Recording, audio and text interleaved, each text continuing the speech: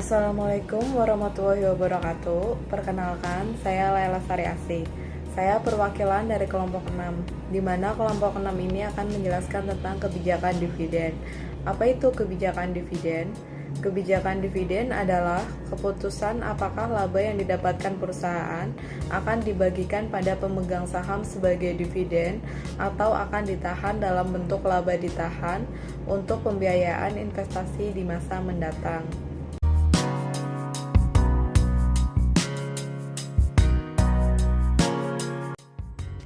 Ada beberapa teori kebijakan dividen, di antaranya yaitu yang pertama ada dividend irrelevance theory.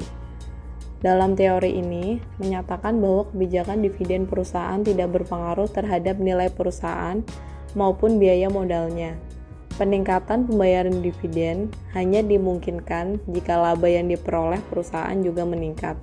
Keuntungannya diperoleh atas kenaikan harga saham akibat pembayaran dividen akan diimbangi dengan penurunan harga saham karena adanya penjualan saham baru. Untuk itu, pemegang saham bisa menerima kas dari perusahaan saat ini dalam bentuk pembayaran dividen atau menerimanya dalam bentuk capital gain. Dijelaskan kembali bahwa kemakmuran pemegang saham tidak dipengaruhi oleh kebijakan dividen saat ini maupun di masa datang. Nah, yang kedua ada the bird in hand theory. Dalam teori ini menyatakan investor lebih merasa aman untuk memperoleh pendapatan berupa dividen dibanding menunggu capital gain. Dividen lebih baik dari saldo laba, sebab akhirnya saldo laba memungkinkan tidak akan pernah terwujud sebagai dividen di masa depan. Biaya ekuitas akan naik apabila dividen dikurangi, sebab pemegang saham akan membayarkan keuntungan yang lebih tinggi dan pertimbangan resiko dan kepastian akan reinvestasinya. Sebaliknya, biaya ekuitas akan mengalami penurunan seiring peningkatan pembayaran dividen, sebab investor kurang yakin akan penerimaan dan keuntungan modal yang seharusnya berasal dari saldo laba ditahan dibandingkan dengan penerimaan dividen. Yang ketiga ada tax preference theory.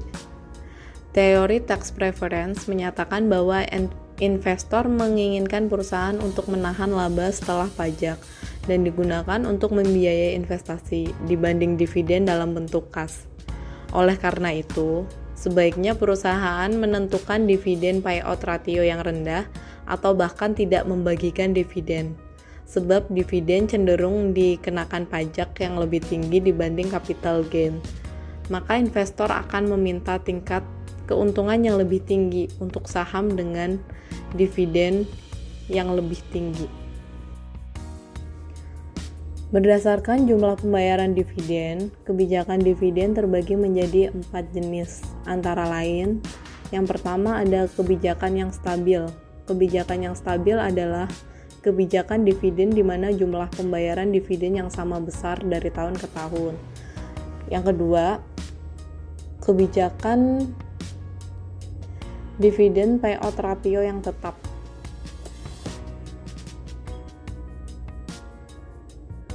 Kebijakan dividen payout ratio yang tetap adalah kebijakan dividen di mana jumlah dividen akan berubah sesuai dengan jumlah laba bersih, tapi rasio dividen dan laba ditahan tetap sama.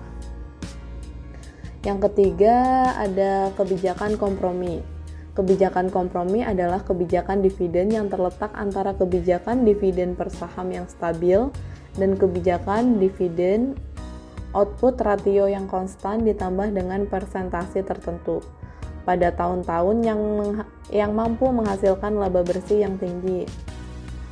Dan yang keempat ada kebijakan dividen residual. Kebijakan dividen residual adalah kebijakan dividen yang dikeluarkan perusahaan apabila sedang menghadapi kesempatan investasi yang tidak stabil, sehingga manajemen menghendaki agar dividen hanya dibayarkan ketika laba bersih tinggi. Ada beberapa faktor yang mempengaruhi kebijakan dividen. Di antaranya adalah yang pertama ada likuiditas perusahaan. Likuiditas perusahaan menjadi salah satu faktor yang penting yang harus dipertimbangkan sebelum membuat keputusan dalam menetapkan besarnya dividen yang akan dibayarkan pada pemegang saham. Yang kedua, ada tingkat pertumbuhan perusahaan. Semakin cepat tingkat pertumbuhan sebuah perusahaan, maka kebutuhan dana untuk membiayai perusahaan semakin besar. Semakin besar kebutuhan dana masa yang akan datang untuk membiayai pertumbuhan, biasanya perusahaan tersebut lebih sering untuk menahan pendapatannya dibanding dibayarkan sebagai dividen pada pemegang saham dengan mengingat batasan biayanya. Selanjutnya, yang ketiga ada kebutuhan dana untuk membayar hutang. Apabila perusahaan menetapkan pelunasan utang akan dikembalikan dari laba ditahan, maka perusahaan harus menahan sebagian besar dari pendapatannya untuk keperluan tersebut. Yang keempat, ada pengawasan terhadap perusahaan dana berasal. Terdapat perusahaan yang hanya membiayai ekspansinya dengan dana yang berasal dari sumber intern saja. Kebijakan itu dijalankan berdasarkan pertimbangan bahwa apabila ekspansinya dibiayai dengan dana yang berasal dari hasil penjualan saham baru, akan melemahkan kontrol dari kelompok dominan dalam perusahaan. Dan yang terakhir, ada peluang ke pasar modal. Sebuah perusahaan besar yang sudah berjalan dengan baik mempunyai catatan profitabilitas dan stabilitas data, maka perusahaan akan berpeluang besar masuk ke pasar modal dan bentuk pembiayaan eksternal lainnya. Namun, perusahaan yang baru atau perusahaan bersifat coba-coba akan lebih banyak risiko bagi penanam modal potensial.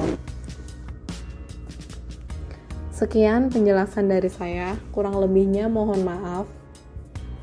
Wassalamualaikum warahmatullahi wabarakatuh.